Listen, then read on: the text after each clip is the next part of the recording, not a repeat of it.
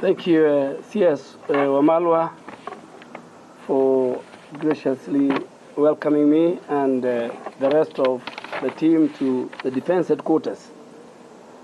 And on the onset, I want to thank His Excellency the President and the Commander-in-Chief for the great honor to appoint me as the Defense CS, and I want to assure him and the country at large of my full commitment in achieving the duties and responsibilities of this office. I also want to thank the CDF and the entire KDF fraternity for their warm welcome and reception they have accorded to me, not only today, but the day just before my vetting. And I am sure with their good contribution, I did very well on my vetting day. I wish to state it that I will always consult and get the wise counsel from the top leadership of KDF on handling key issues related to my mandate, and I expect a smooth working relationship during my tenure as a CS. I also want to thank the outgoing CS of Defense, my brother Eugene Wamalwa, for his wise counsel before and this morning, as well as his dedication and commitment in serving this country before me, like many, many other ministers.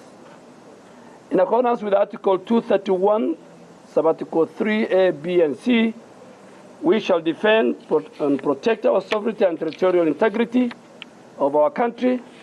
We shall assist and cooperate with other authorities in situation of emergency and disaster, of what our KDF is doing during this time of the drought.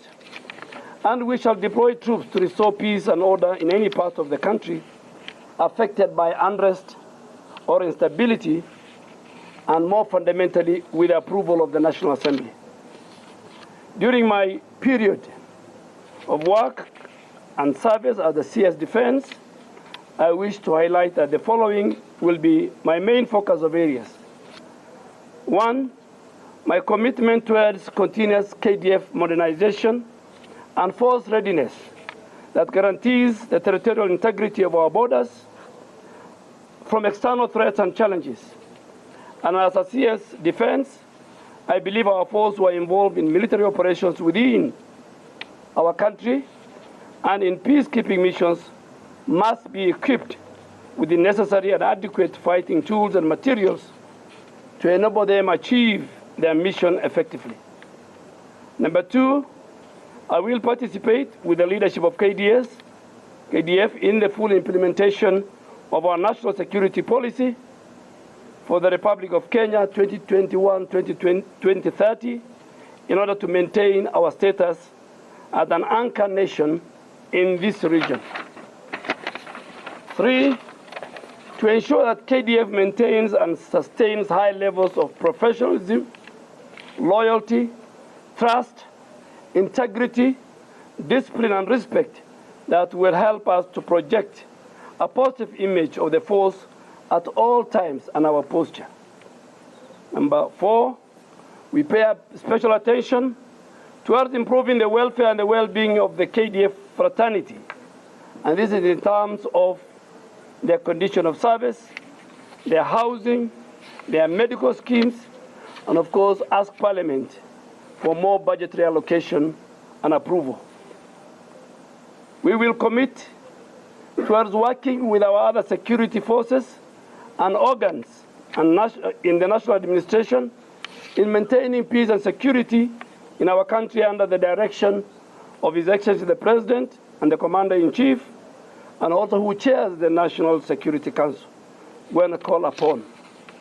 Number five, we will be ready and willing to collaborate and work with our regional allies in maintaining peace and stability within our neighborhood. And finally, we will reiterate and support Kenya's readiness to work with our international partners and allies in maintaining the global peace and security that we require. KDF and the Kenya Defense Forces, for that matter, is a very force that we are all proud of. I have been a leader of majority. I participated in the formulation and the enactment of the KDF Act. I participated in many of their policies and budgetary. So I'm coming to the Ministry of Defense with a lot of information, a lot of network as a former majority leader. And I want to ask everybody, both the civilian and our men in forces, that we at all times work towards making Kenya Defense Forces better day by day. We want to pray for all those who sacrificed their life on the line in defending our nation. We want to make sure that those who got injured at the battle get well off.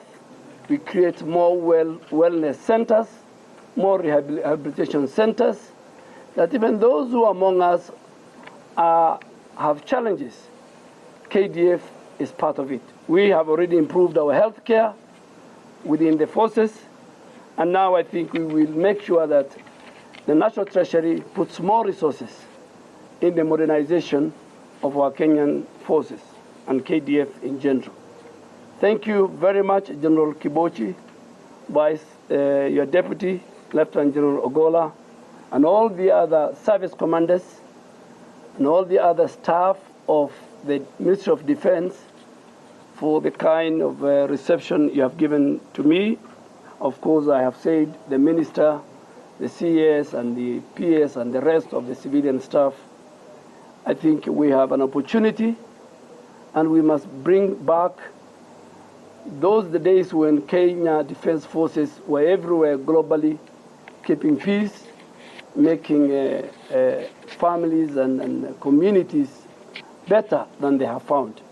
With those many remarks, I want to thank everybody, and I am sure by the time, like my colleagues, like many others who left, time when I'm going to leave this door, then I will have a legacy to say that when I was at the Defense Headquarters and the Ministry of Defense, there was one or two things that have contributed that has improved the face and the life and the stature and the posture of the Kenya Defense Forces. Thank you very much. Thank you very much. Thank you so much. Thank you very much.